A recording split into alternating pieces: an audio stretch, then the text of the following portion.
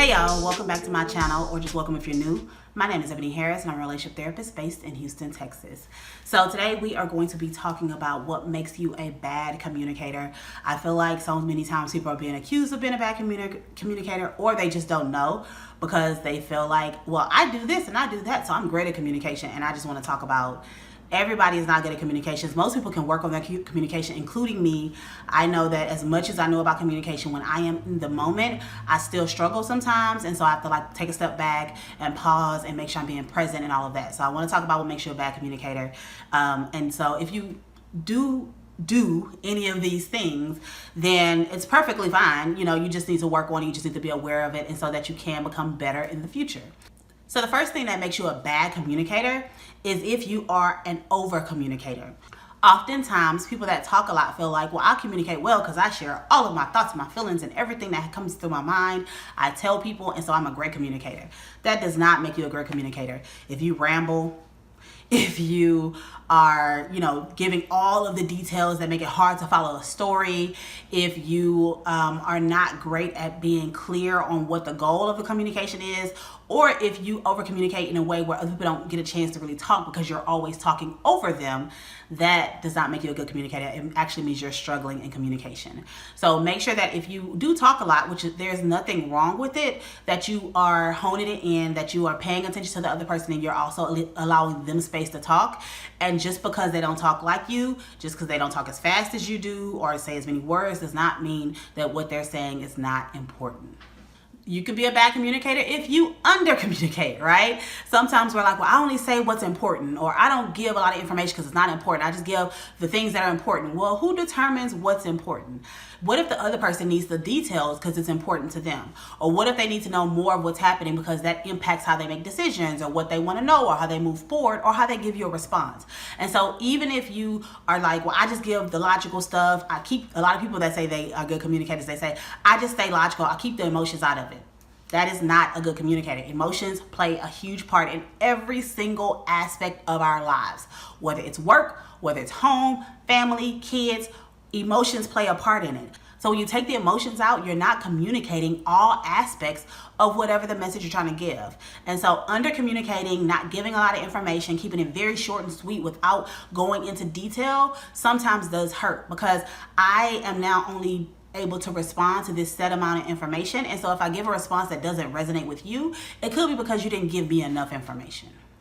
Another way that you're a bad communicator is if you are trying to convince them about how you're right.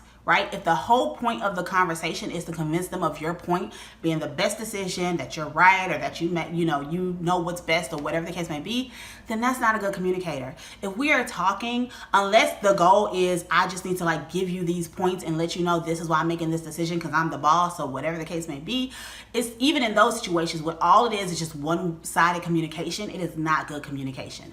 So you want to make sure that you are not only focusing on your thoughts, your point, and that's it. Even if you are the person that initiated the conversation, that other person might have some things to say. They may have some thoughts on it, and they may have a difficulty understanding because their experience is completely different. And so you don't want to only focus on your point. And to that, if you're not allowing them, or not even trying to understand the other person's point, right? If you feel like, well, whatever they're saying is not important.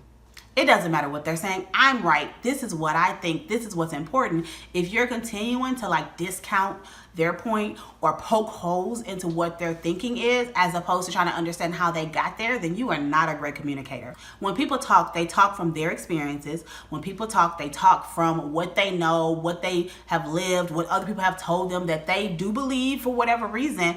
And that is valid just as much as your point is valid. And so if someone says something that you disagree with, or that doesn't align with what you think, take some time to try to understand them. Because the biggest point of communication is for us to get on the same page and understand each other's perspective, so that if needed, we can get to a better solution, or we can find a better way to move forward.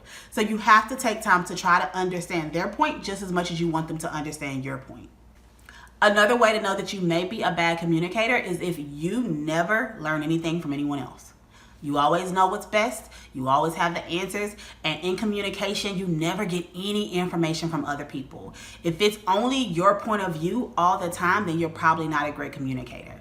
because that means that you're not having an ebb and flow. You're not allowing space for other people's ideas, for other people's experiences and perspectives. You are only focused on what you think and what you know.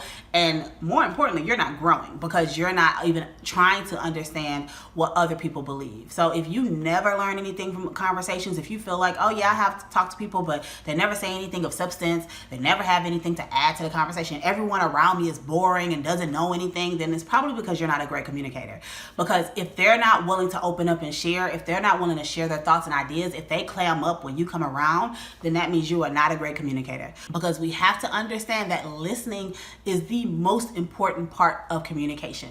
And I know that's like, well, no, the message is important, but if that person doesn't listen to you, then you're not communicating, right? And so it's vice versa. If the person is talking and you're not listening, then the communication really isn't happening. And so you want to give space for your thoughts and your opinions and value what you believe, but you also have to give the same grace to other people. You can't just say, my thoughts are the most important, and that's all we need to focus on here, okay? Just remember, you are not on a debate team. This is not about winning. Communication is not about you're right, I'm wrong, period, we're done. Communication is about trying to understand what's happening for each person, trying to understand both people's perspective, and coming to some type of a solution, conclusion, compromise, or just an understanding, right? Sometimes it is just, I get it, I understand where you're coming from, you get it, you understand where I'm coming from, and that's the end of the conversation. All right, I hope that was helpful. Please subscribe, comment, like, all the things. And let me know, what do you think are some bad habits of communicators? What makes someone a bad communicator? Okay? I'll talk to you later. That's all. Bye.